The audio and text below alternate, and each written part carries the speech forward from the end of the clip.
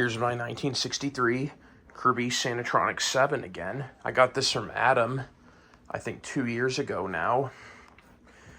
He found this for me and he just gave it to me, which was really incredibly nice of him. This thing is all original. There's nothing on here that's been replaced. As well, one thing that might not be original, potentially, is the cord. And I only say that because I recently learned that the 63, or at least most of the 63 Sanitronic 7s, actually had the white cord with tan ends that came off the 562. And this is a 63, so there's a good chance that this actually had a white cord with tan ends. But even if it did have that cord, this is also an original cord for a Sani 7. This is what came on all of the later Sanitronic 7s. The copper cord. But yeah, it's all original. It works great. So here it is.